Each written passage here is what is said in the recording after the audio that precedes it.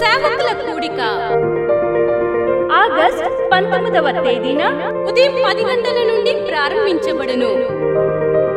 ముఖ్య ప్రసంగికులు doctor Thomas గారు, దహించు అగ్ని మినిస్ట్రీస్, రాజమహేంద్రవరం. స్థలం కందుకూరి కళ్యాణ మండపం, జింకానా గ్రౌండ్స్, విజయవాడ. మరిన్ని వివరాలకు 9032224646 మరియు 9032224747. వరంగల్లో దహించు అగ్ని పరిశుద్ధాత్మ విస్ఫోటన సదస్సు ఆగస్ట్ 20, 21, 22 తేదీలలో ప్రతిరోజు ఉదయం 9 గంటల నుండి ప్రారంభించబడును. ముఖ్య ప్రసంగికులు పాస్టర్ ఫోర్డ్ గారు, బెంగళూరు, డాక్టర్ జయశీలం గారు, చెన్నై, డాక్టర్ థామస్ గారు, డాక్టర్ శివ థామస్ గారు, దహించు అగ్ని మినిస్ట్రీస్, రాజమహేంద్రవరం. స్థలం Ambedkar Bhavan, NGO colony road, పాత RTC డిపో, హనుమకొండ, వరంగల్. మరిన్ని వివరాలకు 9494940072 మరియు 73. రాజమహేంద్రవరంలో దహించు అగ్ని సేవకుల కూడిక ఆగస్ట్ 26వ తేదీన ఉదయం 10 గంటల నుండి ప్రారంభించబడును. ముఖ్య ప్రసంగికులు డాక్టర్ థామస్ గారు, దహించు అగ్ని మినిస్ట్రీస్, రాజమహేంద్రవరం. స్థలం దహించు అగ్ని ఆడిటోరియం, నటరాజ్ థియేటర్, రాజమహేంద్రవరం. మరిన్ని వివరాలకు 9494940072 మరియు 73.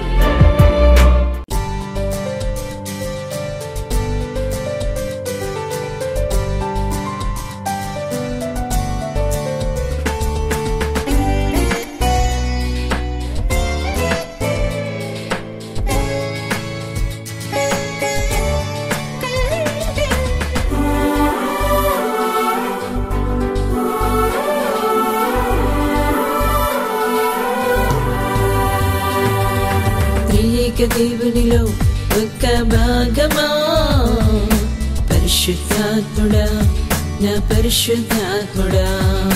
త్రియేక దేవునిలో ఒక్క భాగమా, పరిశుద్ధాత్ముడా, నా పరిశుద్ధాత్ముడా. నాకే సొంతము నీవెప్పుడు సొంతము, నాకే సొంతము నీవెప్పుడు సొంతము.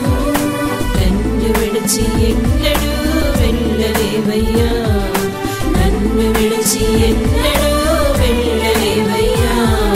త్రియేక దేవునిలో ఒక్క భాగమా, పరిశుద్ధాత్ముడా, నా పరిశుద్ధాత్ముడా.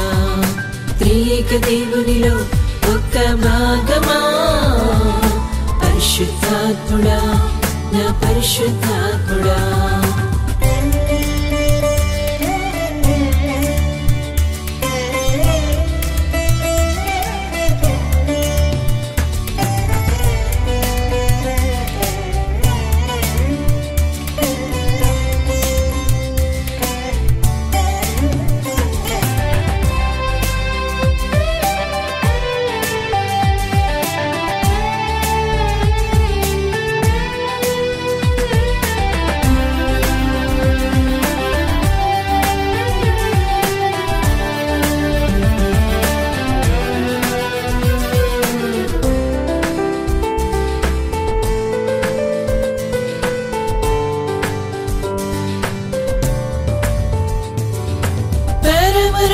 నాకై నీవు దిగి వచ్చావు, జీవజల ఊటగా నా కడుపులో ఉన్నావు. పరమరుండి నాకై నీవు దిగి వచ్చావు, జీవజల ఊటగా నా కడుపులో ఉన్నావు. జీవజల నదిగా ప్రవహించావు, జీవజల నదిగా ప్రవహించావు. నీచ జీవముగా నన్ను మార్చివేశావు, నీచ జీవముగా నన్ను మార్చివేశావు. ఏక దేవునిలో ఒక్క భాగమా, పరిశుద్ధాత్ముడా, నా పరిశుద్ధాత్ముడా త్రియేక దేవునిలో ఒక భాగమా పరిశుద్ధాత్ముడా నా పరిశుద్ధాత్ముడా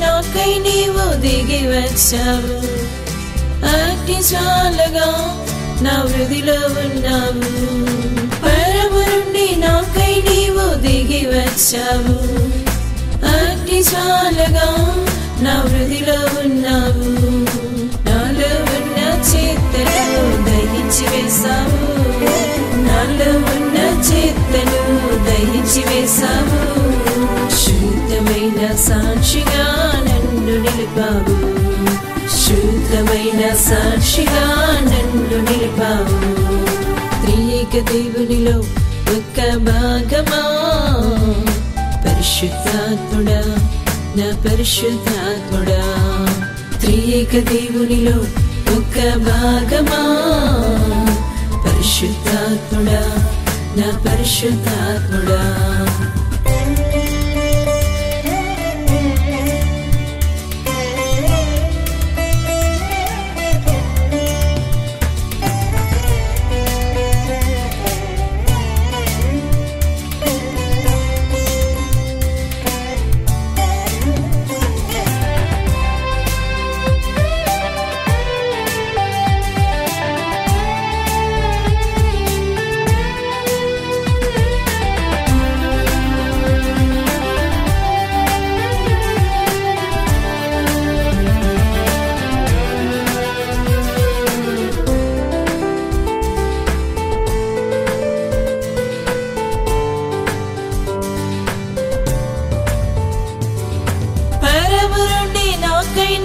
దిగి వచ్చావు ఆనంద తైలముగా నా తలపై ఉన్నావు పరము నుండి నాకై నీవు దిగి వచ్చావు ఆనంద తైలముగా నా తలపై ఉన్నావు నా దుఃఖమంతయు తీసివేశావు నా దుఃఖమంతయు తీసివేశావు ఎల్లప్పుడూ సంతోషించే భాగ్యమిచ్చావు ఎల్లప్పుడూ సంతోషించే భాగ్యమిచ్చావు త్రియేక దేవునిలో ఒక భాగమా పరిశుద్ధాత్ముడా నా పరిశుద్ధాత్ముడా త్రియేక దేవునిలో ఒక భాగమా పరిశుద్ధాత్ముడా నా పరిశుద్ధాత్ముడా నాకే సొంతము నీవెప్పుడు సొంతము నాకే సొంతము నీవెప్పుడు సొంతము నన్ను విడిచి ఎన్నడూ వెళ్ళలేవయ్యా నన్ను విడిచి ఎన్నడూ వెళ్ళలేవయ్యా త్రియేక దేవునిలో ఒక భాగమా పరిశుద్ధాత్ముడా నా పరిశుద్ధాత్ముడా త్రియేక దేవునిలో ఒక భాగమా పరిశుద్ధాత్ముడా నా పరిశుద్ధాత్ముడా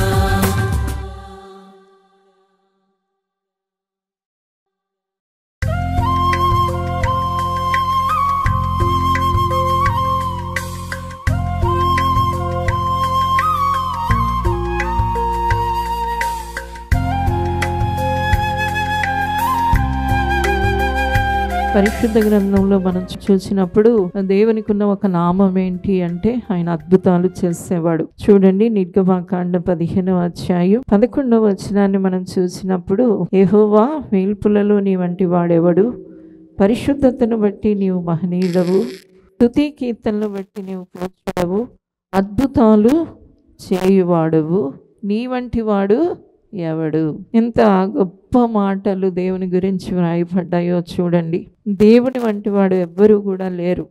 ఆయన ఒక్కడే పరిపూర్ణుడు, ఆయన ఒక్కడే శాశ్వతుడు, ఆయన ఒక్కడే నిత్యంగా ఉండేవాడు, అన్నిటికీ మూలమైన వాడు, అన్నిటినీ చేయువాడు. ఆ గొప్ప దేవుడు పరిశుద్ధతలో మహనీయుడిగా కనబడుతున్నాడు. స్తుతి కీర్తనలు చేయడంలో ఆయన పూజ్యుడిగా కనబడుతున్నాడు.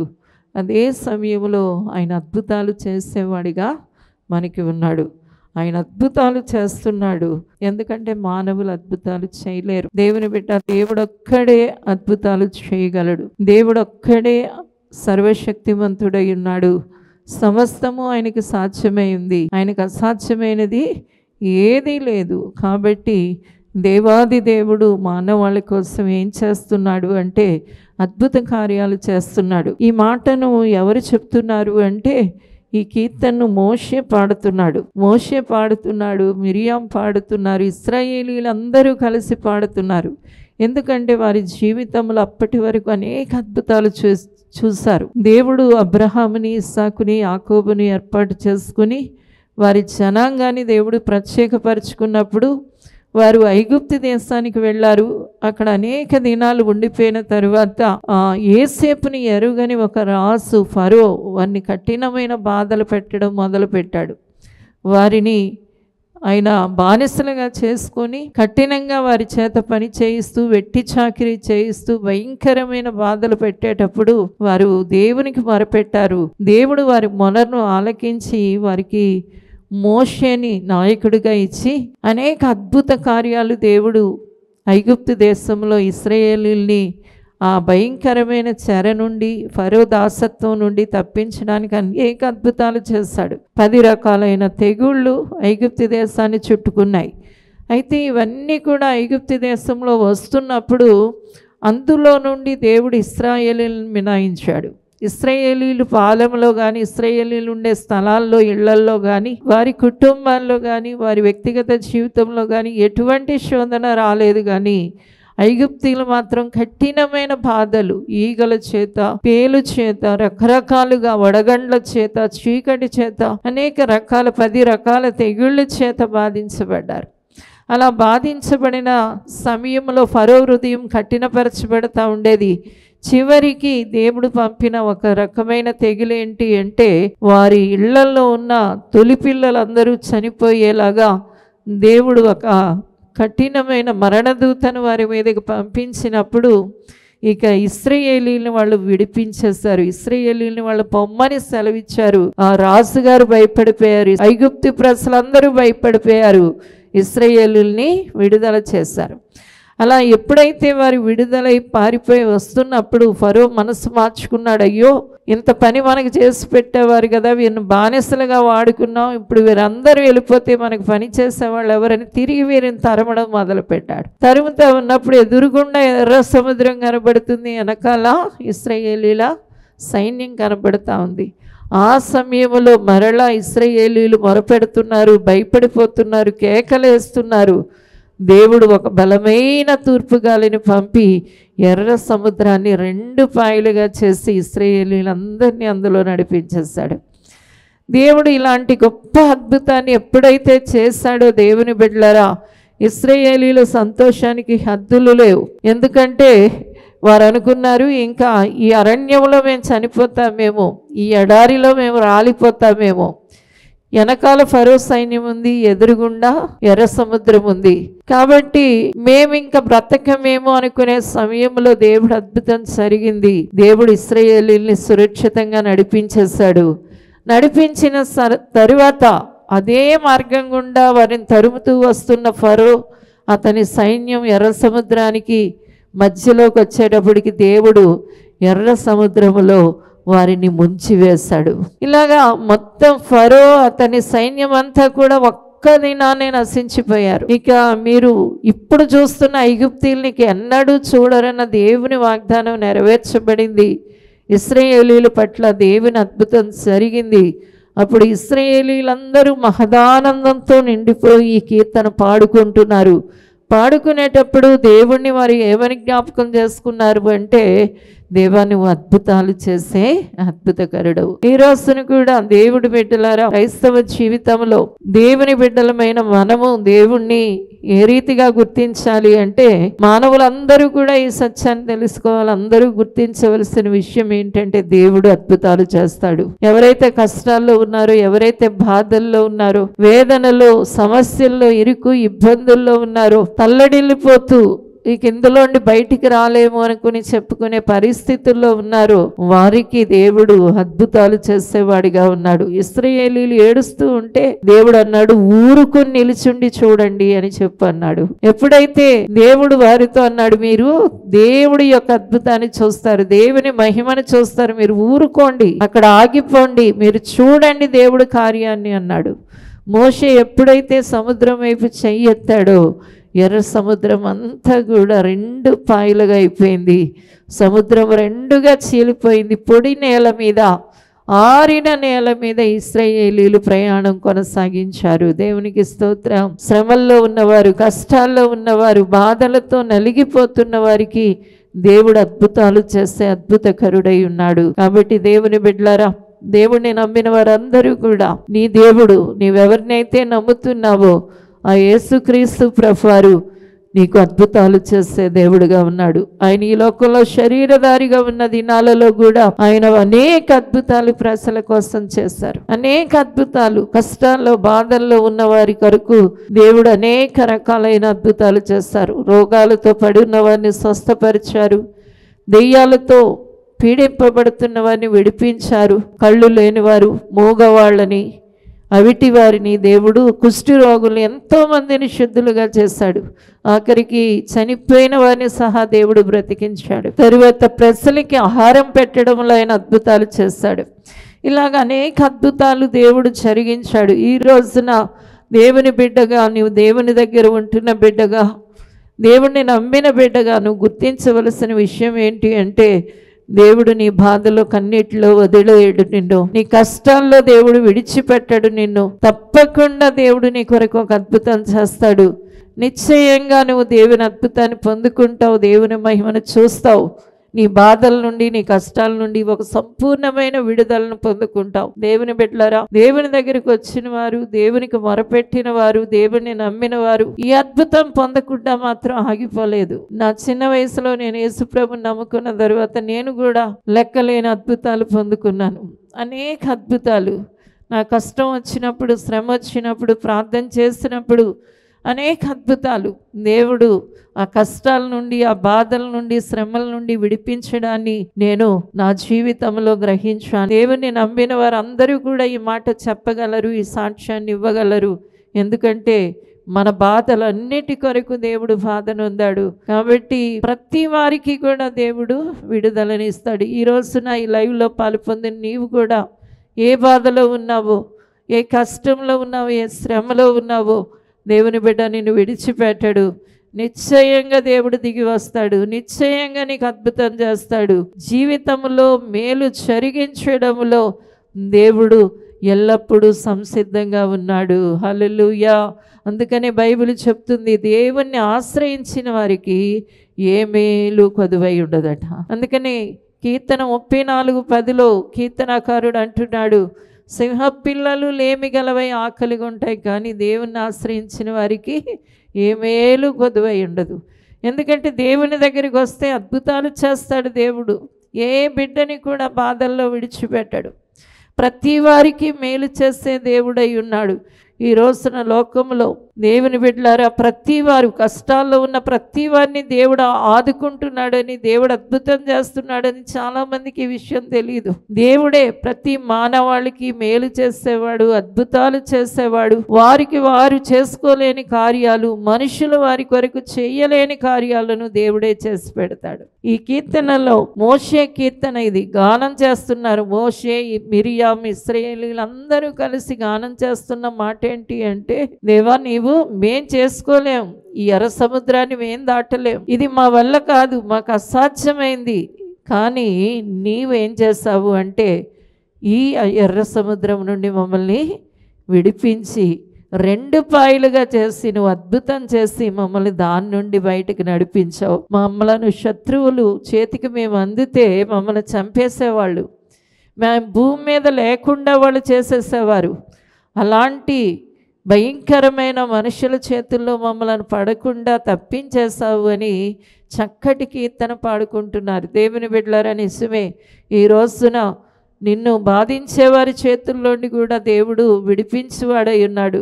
నీ శత్రువుల చేతుల్లోండి నీకు వ్యతిరేకంగా పనిచేసే పన్నాగాలు కానీ, వ్యతిరేకంగా మాట్లాడే మాటలు కానీ, నీకు వ్యతిరేకంగా జరుగుతున్న ఏ క్రియనైనా కూడా దేవుడు లయపరిచి నీ శత్రువుల ముందు నీకు విజయాన్ని ఇస్తాడు, నీకు జయాన్ని అనుగ్రహిస్తాడు. మనుషులు నిన్ను ఎంతగా నలగగొట్టాలని చూస్తారో దేవుడు అంత పైకి నిన్ను హెచ్చిస్తాడు, అంత గొప్ప స్థితిలో దేవుడు పెట్టగలుగుతాడు. ఇది దేవుడు నీ ఎడలు చేసే గొప్ప కార్యమై ఉంది. దేవునికి స్తోత్రం. దేవుని పేరేంటి అంటే అద్భుతకరుడు. ఈ మాట చెప్తూ మనం దేవుణ్ణి ఎంతగానో స్తుతించవలసిన వారమై ఉన్నాం. ఈ నామాన్ని బట్టి దేవుణ్ణి, ఈ గొప్ప నామాన్ని కలిగిన దేవుణ్ణి బట్టి మనం ఎంతో ఆనందించవలసిన వారమై ఉన్నాం, అతిశయించవలసిన వారమై ఉన్నాం. ఎందుకంటే మన దేవుడు మనకి అద్భుతాలు చేస్తాడు. మన కష్టాలలో, మన చీకటి పరిస్థితులలో, మన శోధన కాలంలో దేవుడు మనకు అద్భుతాలు చేసి ప్రతి బాధ నుండి మనల్ని తప్పిస్తాడు. ప్రతి వేదనకరమైన పరిస్థితిని కూడా ఆయన మార్చివేస్తాడు. కాబట్టి మనము ఎంతో ఆనందగానాలు దేవుని కొరకు చేయవలసిన వారమై ఉన్నాం.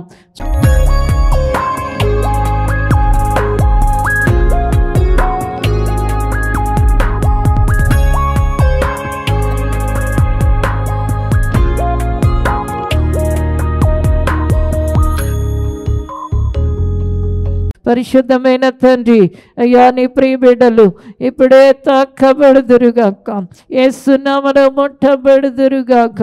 అయ్యా నీ అద్భుతాలకి మార్గం సరళం చేసినందుకు వందనాలు, మార్గాన్ని సరళం చేసినందుకు వందనాలు.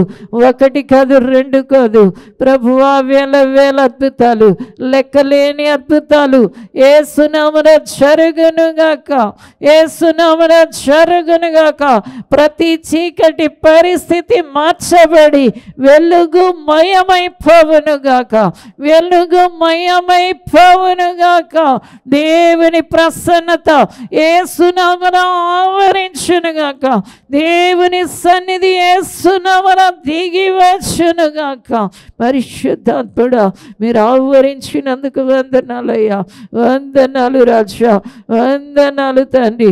ప్రతి కఠినమైన పరిస్థితి యేసు నామములో కాలిపోవునుగాక, ప్రతి అడ్డు ఆటంకం యేసు నామములో కాల్చబడునుగాక, దురాత్మ క్రియలు యేసు నామములో లయమైపోవునుగాక, ప్రతి రోగం యేసు నామములో తీసివేయబడునుగాక, ప్రతి బాధ, ఇరుకు, ఇబ్బందికరమైన పరిస్థితులు, అప్పు బాధలు, ఆర్థిక ఇబ్బందులు, పేదరికం, దరిద్రపు కాడి యేసు నామములో విర్రగొట్టబడునుగాక.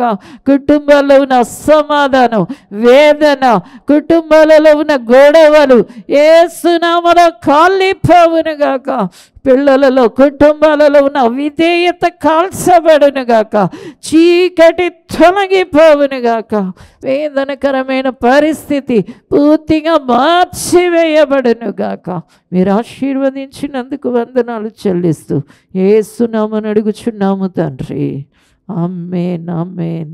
విజయవాడలో దహించు అగ్ని సేవకుల కూడిక ఆగస్ట్ 19వ తేదీన ఉదయం 10 గంటల నుండి ప్రారంభించబడును. ముఖ్య ప్రసంగికులు డాక్టర్ థామస్ గారు, దహించు అగ్ని మినిస్ట్రీస్, రాజమహేంద్రవరం. స్థలం కందుకూరి కళ్యాణ మండపం, జింకానా గ్రౌండ్స్, విజయవాడ. మరిన్ని వివరాలకు 9032224646 మరియు 9032224747. వరంగల్లో దహించు అగ్ని పరిశుద్ధాత్మ విస్ఫోటన సదస్సు ఆగస్ట్ 20, 21, 22 తేదీలలో ప్రతిరోజు ఉదయం 9 గంటల నుండి ప్రారంభించబడును. ముఖ్య ప్రసంగికులు పాస్టర్ ఫోర్డ్ గారు బెంగళూరు, డాక్టర్ జయశీలన్ గారు చెన్నై, డాక్టర్ థామస్ గారు, డాక్టర్ శివ థామస్ గారు దహించువగ్ని మినిస్ట్రీస్ రాజమహేంద్రవరం. స్థలం Ambedkar Bhavan, LGO colony road, పాత RTC డిపో, హనుమకొండ, వరంగల్. మరిన్ని వివరాలకు 9494940072 మరియు 73. రాజమహేంద్రవరంలో దహించు అగ్ని సేవకుల కూడిక ఆగస్ట్ 26వ తేదీన ఉదయం 10 గంటల నుండి ప్రారంభించబడును. ముఖ్య ప్రసంగికులు డాక్టర్ థామస్ గారు, దహించు అగ్ని మినిస్ట్రీస్ రాజమహేంద్రవరం. స్థలం దహించు అగ్ని ఆడిటోరియం, నటరాజ్ థియేటర్, రాజమహేంద్రవరం. మరిన్ని వివరాలకు 9494940072 మరియు 73. ఇది కుటుంబ ఆశీర్వాద కూడిక. ఇక్కడ మేము మా కుటుంబాలను కట్టుకున్నాం. మరి మీరు? అయితే ప్రతి శుక్రవారం రాజమహేంద్రవరంలో జరిగే ఈ కుటుంబ ఆశీర్వాద కూడికలో పాల్గొనండి. ఈ కూడిక జరుగు స్థలం దహించు అగ్ని ఆడిటోరియం, నటరాజ్ థియేటర్, రాజమహేంద్రవరం. సికింద్రాబాద్ లో దహించు అగ్ని అద్భుత అసాధారణ కూడిక ప్రతి శనివారం సాయంత్రం 5 గంటల నుండి ప్రారంభించబడును. స్థలం SPG church ground, alpha hotel వెనుక, సికింద్రాబాద్. మరిన్ని వివరాలకు 9494940074 మరియు 75. రాజమహేంద్రవరంలో దహించు అగ్ని అభిషేక ఆదివారపు ఆరాధన ఇప్పుడు ప్రతి ఆదివారం ఉదయం 9:30 నుండి ప్రారంభించబడును. తప్పక పాలు పొందండి, దైవిక ఆశీర్వాదం పొందండి. స్థలం దహించు అగ్ని ఆడిటోరియం, నటరాజ్ థియేటర్, రాజమహేంద్రవరం. మీ ప్రార్థన అవసరతలకు 9494940072 మరియు 73. ఈ టీవీ కార్యక్రమాన్ని చూసి ఆశీర్వదించబడినట్లయితే దహించు అగ్ని టీవీ పరిచర్యకు మరియు బ్లెస్సింగ్ ల్యాండ్ కు సహకరించండి. దహించు అగ్ని trust current account number 357222444370, state bank of India main branch, Rajamahendravaram. My address doctor Thomas, దహించు అగ్ని మినిస్ట్రీస్, తుమ్మలోవా, రాజమహేంద్రవరం.